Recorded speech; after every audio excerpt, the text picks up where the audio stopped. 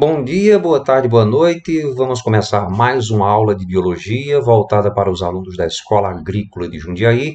Tema bioquímica. Fechando com a parte bioquímica, vamos conversar um pouquinho sobre ácidos nucleicos. O que são ácidos nucleicos? São macromoléculas, grandes moléculas, as maiores moléculas presentes em nossas células, formadas por unidades menores, subunidades conhecidas como nucleotídeos. Os ácidos nucleicos são dois: DNA, ácido desoxirribonucleico, a sigla aqui está em inglês, em português seria ADN, em inglês desoxyribonucleic acid, e o RNA, ácido ribonucleico, ribonucleic acid, ou aportuguesando ARN, seria o mais correto. Não pegou aqui no Brasil. Em Portugal, eles falam ADN e ARN. Aqui não pegou muito não essa coisa. A gente chama de RNA e DNA mesmo. Aqui nós temos uma comparação das estruturas tridimensionais.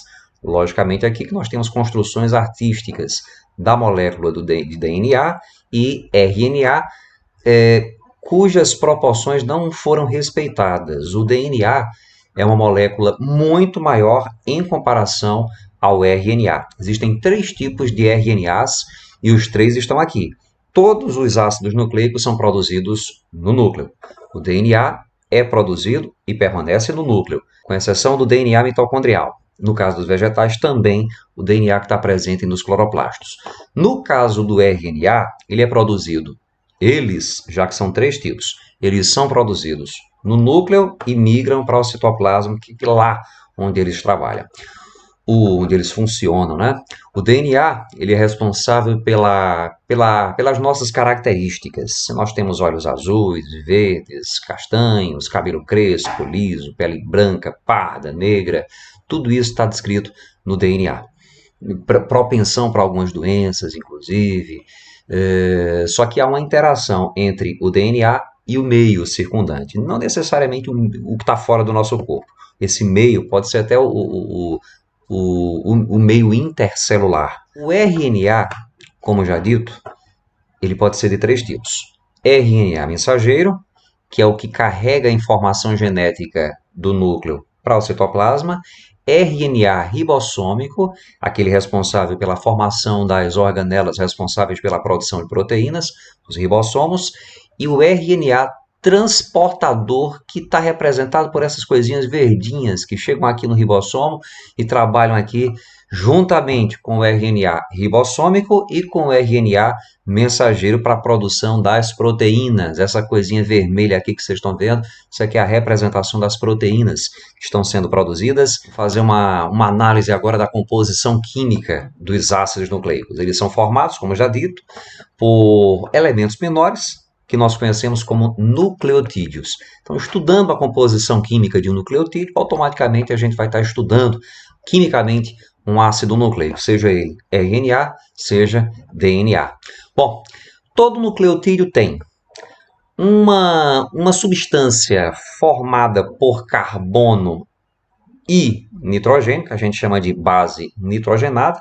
Essa base nitrogenada pode ser púrica ou pirimídica. A gente chama de base purina ou pirimidina. O nucleotídeo ele vai ter obrigatoriamente um açúcar de 5 carbonos, que a gente chama de pentose, e vai ter também, para fechar a história, um elemento derivado do ácido fosfórico. Todos eles têm.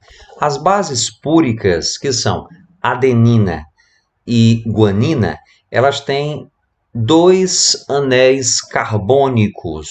Na verdade, 2 anéis que apresentam carbono e nitrogênio em sua molécula. As bases pirimídicas apresentam apenas um anel de carbono. As bases púricas são, tanto no DNA, tanto nos nucleotídeos do DNA, quanto nos nucleotídeos do RNA, adenina e guanina. Estão presentes nos dois, DNA e RNA.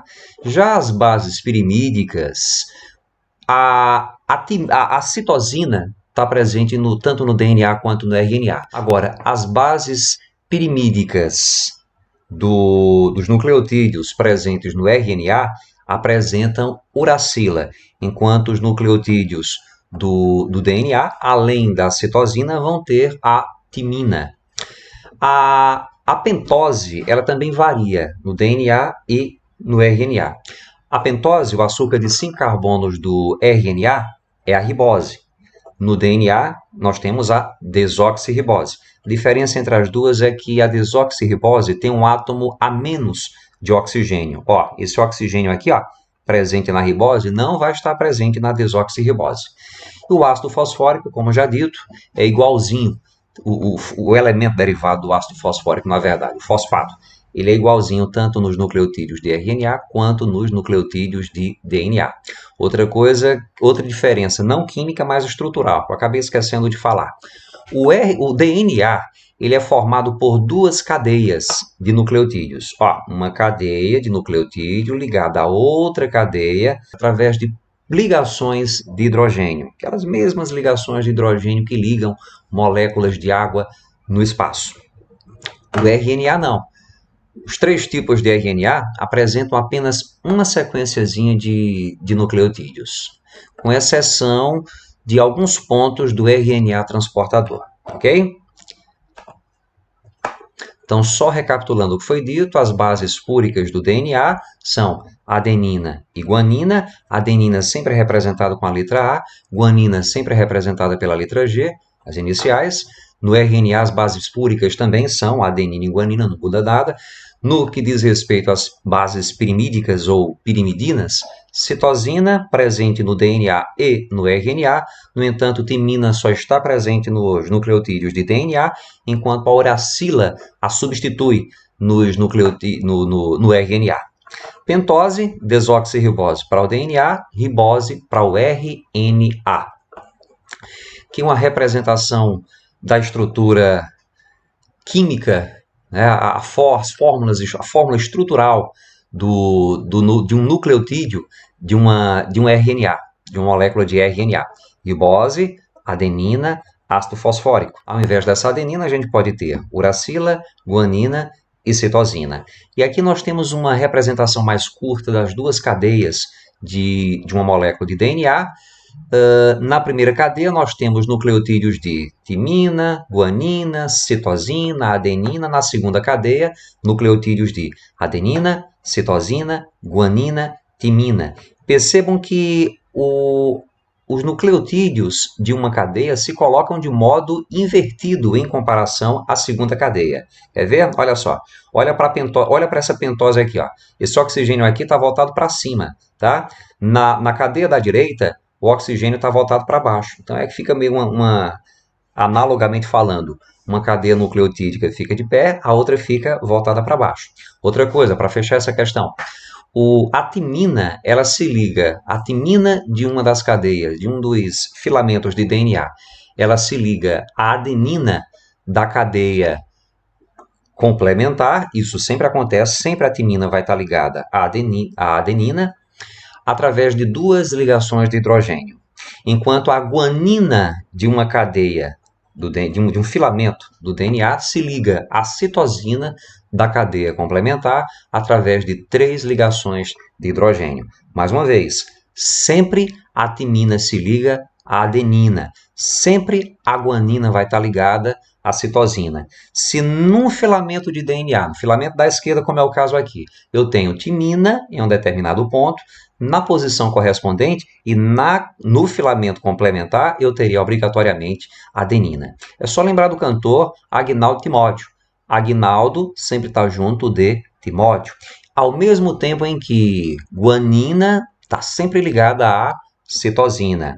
Timina se liga à adenina através de 2 ligações de hidrogênio, guanina se liga à citosina através de 3 ligações de hidrogênio. Para lembrar que guanina está sempre ligada à citosina, é só lembrar de Gal Costa, né? G de Gal, C de Costa. Falou? Mais uma representação esquemática aqui da molécula de DNA. Aqui um único filamento de DNA, da molécula de DNA, com os nucleotídeos timina, guanina, timina, citosina, adenina, guanina, e aqui o filamento complementar, né? Se um lado eu tenho timina, do outro lado eu tenho adenina. Se no filamento eu tenho guanina, na posição na mesma posição de filamento complementar, eu tenho cetosina, timina, adenina, citosina, guanina, adenina, timina, Timóteo, Aguinaldo, Gal, Costa, Timóteo, Aguinaldo, Costa, Gal, e por aí vai. Aqui só a representação da dupla hélice do DNA, a molécula de DNA, ela é sempre representada por uma dupla hélice, justamente por conta dos dois filamentos de DNA que se organizam torcidos, né? Torcidinhos para a direita, como se fosse uma escada em caracol. Aqui nós temos a representação de uma molécula de RNA, uma representação esquemática. Primeiro nucleotídeo, ó, açúcar ligado à pentose, a pentose de um nucleotídeo vai estar ligada à pentose de um outro nucleotídeo. Fosfato de um nucleotídeo ligado à pentose do nucleotídeo seguinte, tá? E aqui a mesma representação, só que um pouquinho mais distante. E aí chegamos ao final de mais um papo de biologia, fechando aqui a parte de bioquímica. Fechamos justamente com a frase de Aristóteles, grande pensador grego. É durante os momentos mais escuros que devemos nos concentrar para enxergar a luz. Tchau, tchau. Até a próxima aula.